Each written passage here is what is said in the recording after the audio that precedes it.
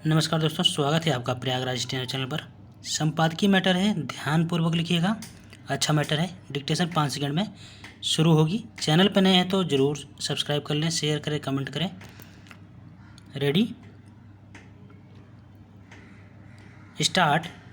प्रधानमंत्री मोदी की अध्यक्षता में नीति आयोग की गवर्निंग काउंसिल की बैठक में इस भावना का प्रदर्शन किया जाना समय की मांग थी कि यदि केंद्र और राज्य मिलकर काम करें तो कोई भी लक्ष्य असंभव नहीं।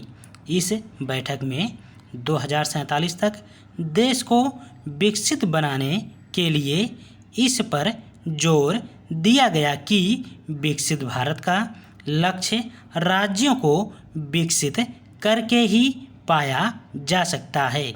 निसंदेह देश तभी आगे बढ़ेगा जब सभी राज्य प्रगति करेंगे। उन्हें विकास के मामले में एक दूसरे से स्वस्थ प्रतिस्पर्धा करने के साथ एक दूसरे से सीखना भी चाहिए। यह भी आवश्यक है कि विकास के मामले में संकीर्ण दलगत राजनीतिक हित आड़े न आने पाए। विकास और राष्ट्रीय सुरक्षा के मामले में केंद्र और राज्यों को न केवल एक मत होना चाहिए बल्कि दिखना भी चाहिए। दुर्भाग्य से प्रायः ऐसा नहीं होता। इसका कारण संकीर्ण स्वार्थों को प्राथमिकता देना ही होता है। कई बार राज्य सरकारें केंद्र सरकार पर संघीय ढांचे की अनदेखी का आरोप लगाती हैं, लेकिन वही केंद्र की योजनाओं को लागू करने में आनाकानी करती हैं। उदाहरण के तौर पर पश्चिम बंगाल ने केंद्र सरकार की कई योजनाओं को लागू करने की ज़रूरत नहीं समझी। इनमें कुछ योजनाएं तो जन कल्याण से संबंधित हैं। कई बार राज्यों को भी केंद्र सरकार से शिकायत होती है। उनकी सही शिकायतों को न केवल सुना जाना चाहिए बल्कि उनका समाधान भी किया जाना चाहिए।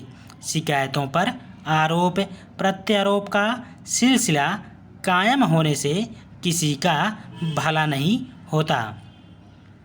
नीति आयोग की बैठक में देश के विकास में महिलाओं की भागीदारी बढ़ाने, पर्यटन केंद्रों पर विशेष ध्यान देने और भविष्य की चुनौतियों को देखते हुए शहरी ढांचे का समुचित निर्माण करने जैसे कुछ महत्वपूर्ण मुद्दों पर चर्चा हुई।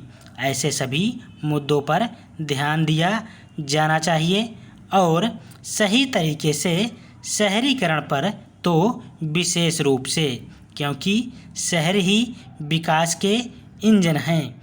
नीति आयोग की बैठक में कई राज्यों के मुख्यमंत्री व्यस्तता अथवा पूर्व निर्धारित कार्यक्रम के कारण नहीं आए। आशा की जाती है कि उनकी अनुपस्थिति का कारण केंद्र को कोई राजनीतिक संदेश देना नहीं होगा।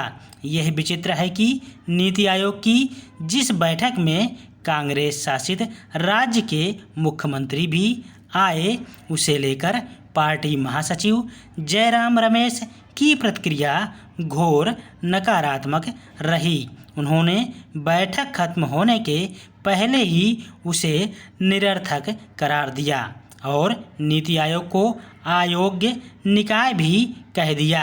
आखिर इसे नकारात्मकता की पराकाष्ठा के अलावा और क्या कहा जा सकता है? लगता है उनके जैसे नेता पहले से ही यह तय कर लेते हैं कि उन्हें हर मसले पर अपनी भड़ास निकालनी है और कुछ ना कुछ ऐसा कहना है जिससे कलह पैदा हो। धन्यवाद।